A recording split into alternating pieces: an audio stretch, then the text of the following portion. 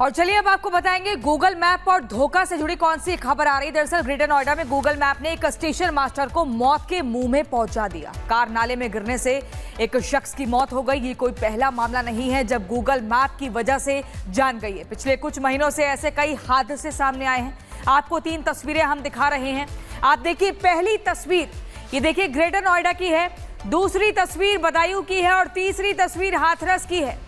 ये तीनों तस्वीरों को आप जरा गौर से देखिए। गूगल मैप पर भरोसे की वजह से हादसे हुए हैं।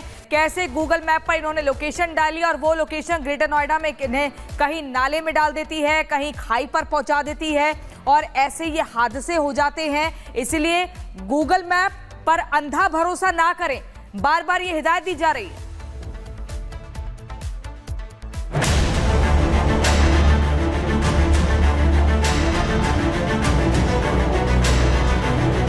एक बार फिर गूगल मैप की वजह से बड़ा हादसा हो गया। गूगल मैप ने ग्रेटर नोएडा में एक स्टेशन मास्टर को मौत के मुंह में पहुंचा दिया। बताया जा रहा है कि दिल्ली से स्टेशन मास्टर भारत भाटी एक शादी समारोह में शामिल होने के लिए निकले थे। गूगल मैप के बताए रास्ते पर उनकी गाड़ी दौड़ रही थी, तभी अचानक रास्ता खत्म हो गया और कार 30 फीट गहरे नाले में जा गिरी।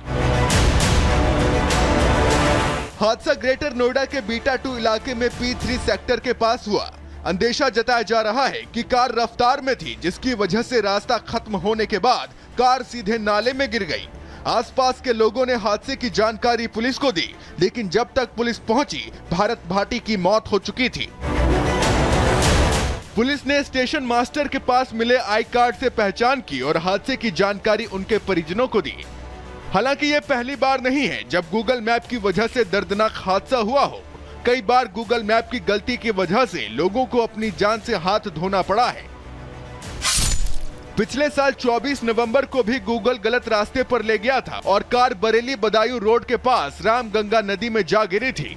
हादसे में 3 युवकों की मौत हो गई थी। 2 दिसंबर 2024 को बरेली में एक और हादसा हुआ।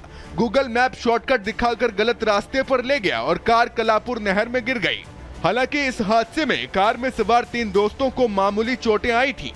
28 दिसंबर 2024 को हाथरस में गूगल मैप ने एक कार को अधूरे हाईवे पर पहुंचा दिया और कार टीले से जा टकराई।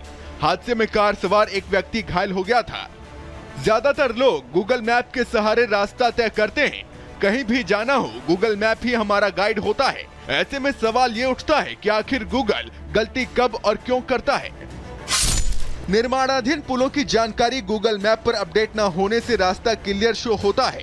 भारी बारिश तूफान से रास्ता बंद होने की जानकारी गूगल के पास नहीं होती है।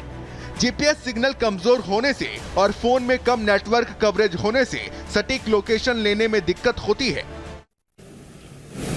वो तो आपकी पार्टी के आचरण से देख सकते हैं। और आदर्श के रूप में उन्होंने भारत के लिए कहा था कि राम, कृष्ण और शंकर, जब तक भारत के 3 आदर्श हैं तब तक भारत का कोई बाल बांका नहीं कर सकता है। भारत की एकात्मता के आधार इन 3 देव महापुरुषों को जब तक भारत की जनता आदर्श के रूप में मानेगी तब तक भारत भारत बना रहेगा। और इन तीनों देव महापुरुषों पर समाजवादी पार्टी का कोई विश्वास नहीं है, क्योंकि आप लोग भारत की आस्था के साथ खिलवाड़ करते हैं। आपने कहा कि हमारी सोच सांप्रदायिक है। आप मुझे बताइए कि हमारी सोच कहां से सांप्रदायिक है? हम तो सबका साथ, सबके विकास की बात कर रहे हैं।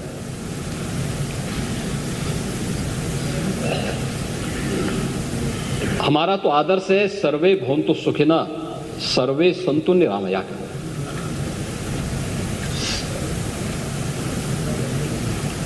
और उसका सबसे आदर्श उदाहरण आपके सामने है जब 26 फरवरी को महाकुंभ का समारोह हुआ है। 45 दिन के इस आयोजन ने भारत की विरासत और विकास की एक अनुपम छाप न केवल भारत में बल्कि दुनिया के सामने भारत की छोड़ी है। क्या उसमें कोई भेदभाव किसी के साथ हुआ? न जाति का भेद था, न क्षेत्र का भेद था, न मत और मजहब का भेद था।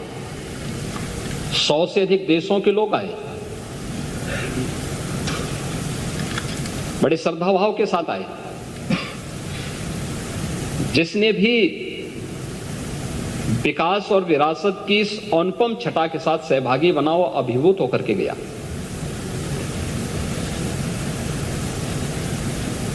एक पक्ष वह है जो आपके सामने उदाहरण के रूप में है,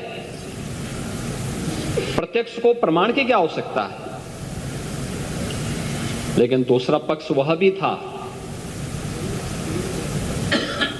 जब 26 फरवरी को संभल में 56 वर्षों के बाद शिव मंदिर में जलाभिषेक का कार्यक्रम भी हो रहा था।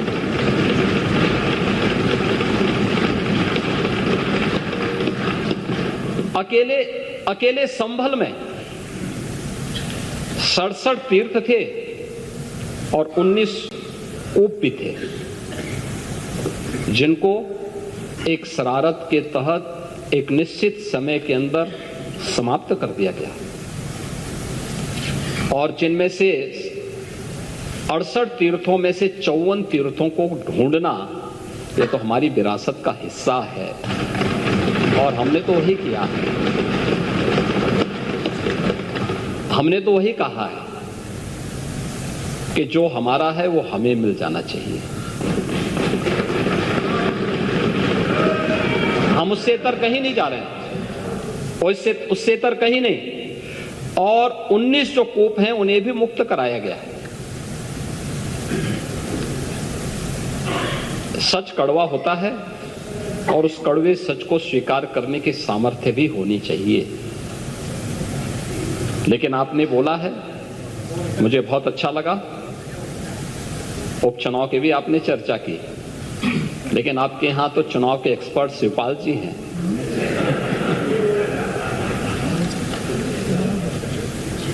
और चच्चू से ज्यादा चुनाव कैसे जीते जाते हैं इसको कौन जान सकता है। ये तो हम लोगों ने भी देखा है, बहुत नजदीक से महसूस किया है। और इसीलिए अच्छा ही है, परोपदेश कुशल बहुते रहे, इसी को कहते हैं। ये दूसरों को उपदेश देते हैं आप लोग, लेकिन स्वयं उसको आचरण में उतारे होते